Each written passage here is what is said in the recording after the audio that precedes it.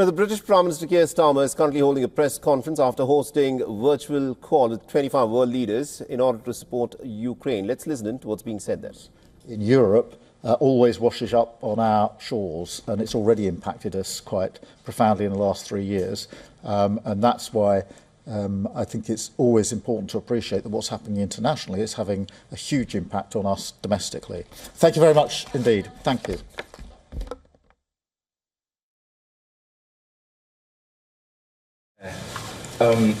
Vladimir Putin doesn't come to his senses, where he continues putting unreasonable demands on any ceasefire, on any negotiated settlement, perhaps doesn't even come to the table at all. And in that scenario, we can't be certain that Donald Trump is going to side with us and not with him. What's plan B? Well, firstly, we need to put Ukraine in the strongest possible position for whatever comes next, which has been my consistent position, whether that's around the table, which is what I hope it will be in negotiations, or if that doesn't come to pass. Secondly, on the US, and Caroline, I'm sorry, you also asked me about the US. We are obviously talking to the US every day about what happens next. I am clear in my own mind that President Trump is absolutely committed to the lasting peace that is needed in Ukraine, and everything he's doing is geared towards that end. I'm also absolutely clear that the relationship between the UK and the US is the closest of relationships between allied countries, has been for decades and will continue to be for many years ahead. So that's the basis on which we're planning. But it is important and reinforces why we need as many countries as possible thinking together, discussing together and moving forward together as a group, which is what we've achieved this morning.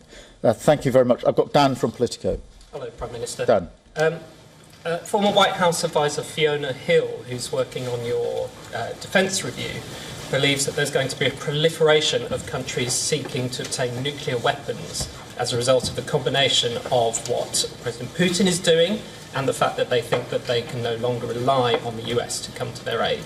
So, do you believe that's going to happen? What do you think you can do to prevent it? And if I may, given PIP benefit is not linked to work, how do you square making PIP harder to claim with your stated aim of getting people into work? Well, on the question of nuclear weapons, obviously our position is that we will do everything we can to prevent any increase in the availability of nuclear weapons. That's been a very clear and consistent position of this government and, to be fair, of previous governments in the United Kingdom. So that remains our position. Look, on welfare, I've made the principles clear enough. We need to support those who need support and to protect them, but at the same time we need to make sure that we support and protect those who need to and are able to get into work, which the current arrangements don't, I don't think, adequately do, and that's why it's important that we make the case for reforming welfare, which is what we're doing.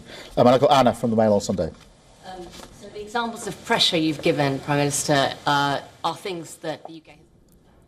All right, so the British Prime Minister Keir Starmer there answering a number of important questions, where one of the questions that was posed to him was, if Vladimir Putin does not change tack and if the American support is not forthcoming, then what is Britain's plan B? This was a question which Keir Starmer said is something that has to be thought through and worked upon by the British people. For all the latest news, download the WION app and subscribe to our YouTube channel.